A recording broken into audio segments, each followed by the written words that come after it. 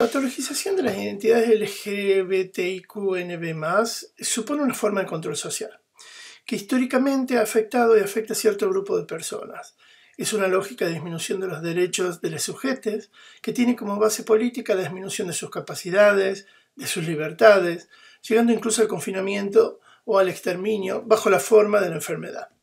La idea de la locura, por ejemplo, las mujeres en cierto momento, los leprosos, ciertos grupos racializados y por supuesto los denominados en ese momento homosexuales.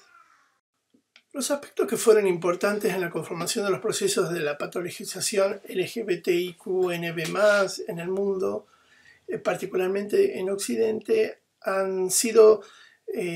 procesos históricos, ¿no?, que tienen que ver con la conformación de los estados nacionales. Antes de ello, sobre todo en la época medieval, los comportamientos vinculados a la homosexualidad moderna eran llamados sodomía y eran penados con penas bastante graves que incluían la hoguera. Y en la medida que la Iglesia se va separando del Estado, estos estados se van conformando también con un ethos burgués del desarrollo capitalista de la época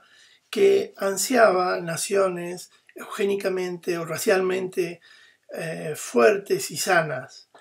La idea del hombre burgués y el disciplinamiento también de la mano de obra del trabajador, que debía ser también de alguna manera sano y más efectivo para la producción, también se pensaba desde la óptica de la salud y de la enfermedad y de una cierta moral que identificaba sobre todo la mujer con la maternidad, el hombre con la paternidad, y todo lo que escapara a un tipo de relación cis heterocentrada, pene-vagina, destinada específicamente y especialmente a la reproducción, iba a ser de alguna manera considerado algún tipo de desviación, perversión o enfermedad. Esto tiene varias etapas en el desarrollo, en la toma de la posta, digamos, de aquellos delitos que eran considerados por la Iglesia como pecado y ahora van a ser reconfigurados por la ciencia, ¿sí?, como perversiones en un primer momento. Fijémonos cómo algunas de esas perversiones van a subsistir aún hoy como parafilias en el lenguaje de la sexología, pero en definitiva hay que entender que todo lo que escapaba a una relación sexual normal, entre comillas, que era la permitida, varón-mujer, era catalogado como una forma de desviación que debía ser de alguna manera encausada, curada.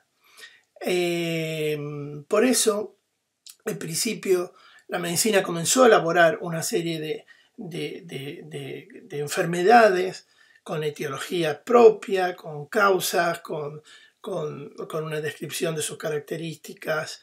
cómo se manifestaría, y una terapéutica específica que tenía que ver con un abanico de cosas muy crueles, muy vinculadas hoy a la tortura, que iban incluso al exterminio, ¿no?, que iban desde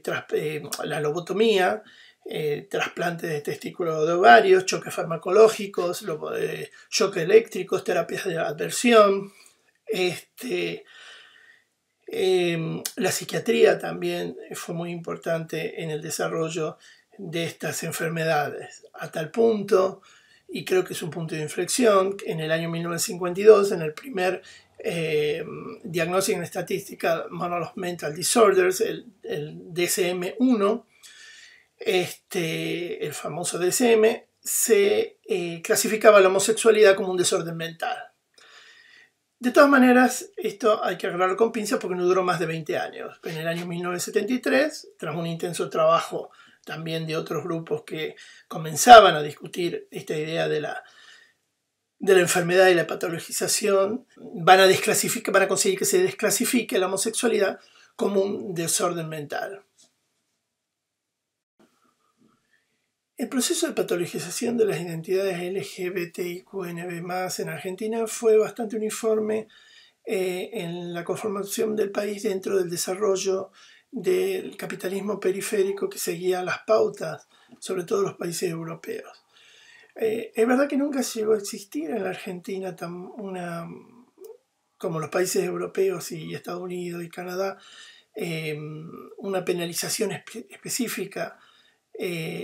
pero sí existieron en Argentina los códigos de falta y contravencionales que dieron pie a la persecución policial de las identidades LGBTIQNB+, hasta tiempos muy recientes, incluso creo que hay todavía vigentes algunos códigos contravencionales en algunas provincias argentinas. No obstante, sí hubo un gran desarrollo de la medicina legal y de la consideración de patología y de enfermedad de estas identidades por parte de la psicología y la psiquiatría,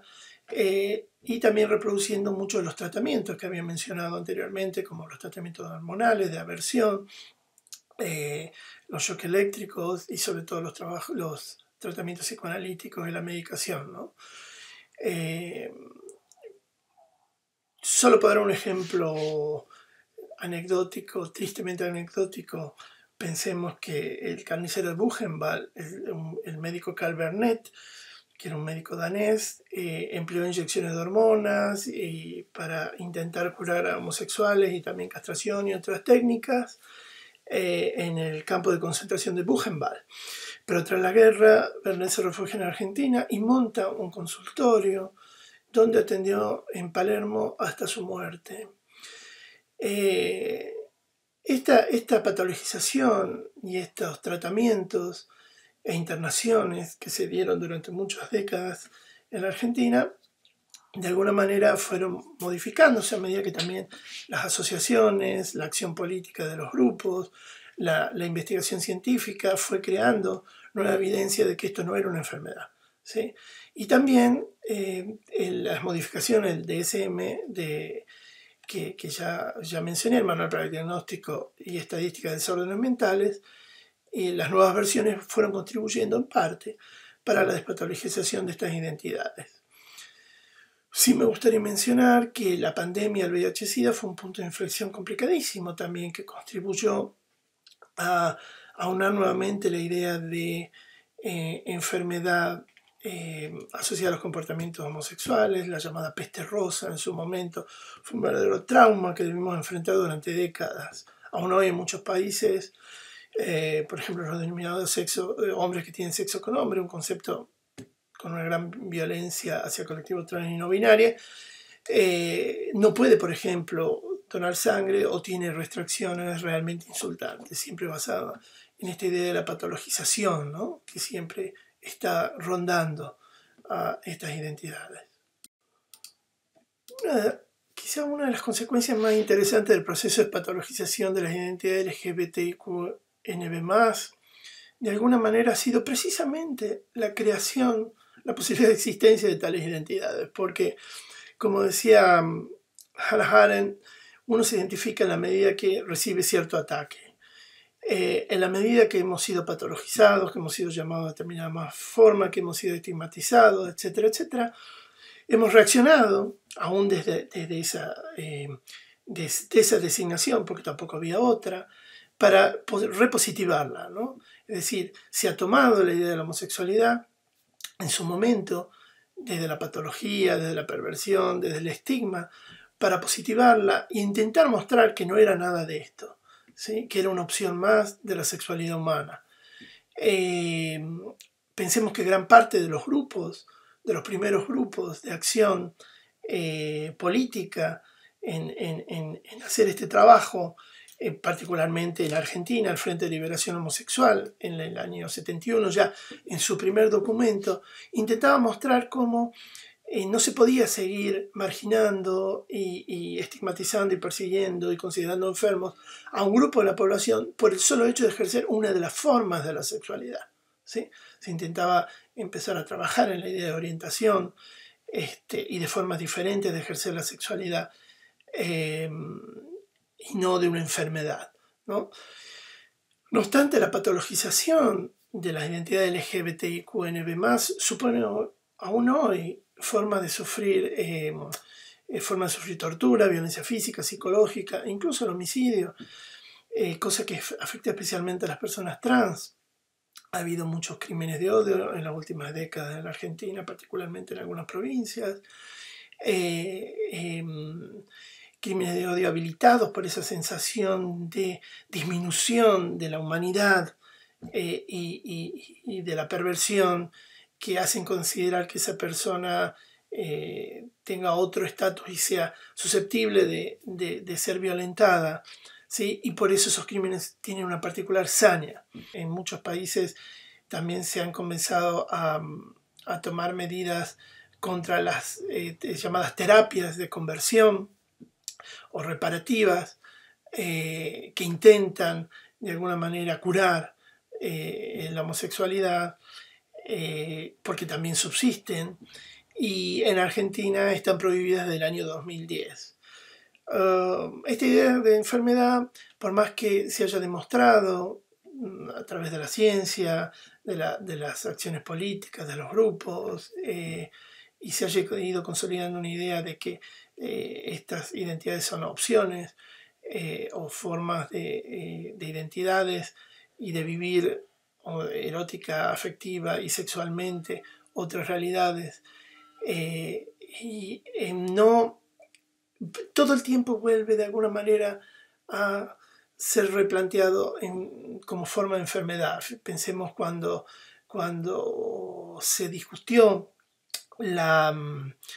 ley de matrimonio igualitario en Argentina, en la discusión de comisiones del Senado, por ejemplo, los grupos conservadores esgrimieron fuertemente la idea que cómo se podía dar derechos a personas que la ciencia consideraba enfermas, y desgranaban una serie de documentos supuestamente científicos que hubo que salir a desmontar, en la que muchos científicos salimos, donde gran parte del CONICET salió a rebatir, mostrando justamente las investigaciones que sí tenían un contenido científico y no estas. Pero siempre es un proceso sobre el que hay que insistir, ¿no? Porque todas estas ideas de enfermedad siguen contribuyendo a la marginalización de las personas LGBT y QNB+, en contextos de la educación, del acceso a la salud, a la vivienda, etc. Y sobre todo contribuyendo al bullying, ¿no? En las escuelas, homofóbicos, transfóbicos, y que estas personas lleguen a veces a situaciones donde su salud realmente se ve comprometida, su bienestar mental, físico, e incluso muchas veces se puede ver en estos grupos especialmente el aumento en las tasas de suicidio, de depresión, de autolesiones, etc. Por eso mismo es importante seguir trabajando mucho en la educación de estos temas. Por eso es tan importante la ESI, y por eso también es importante habilitar estos espacios como los del Tribunal Supremo de Justicia, donde se está realizando precisamente esta actividad, para seguir insistiendo y tomando conciencia sobre esta cuestión de la despatologización de las identidades LGBTIQ+.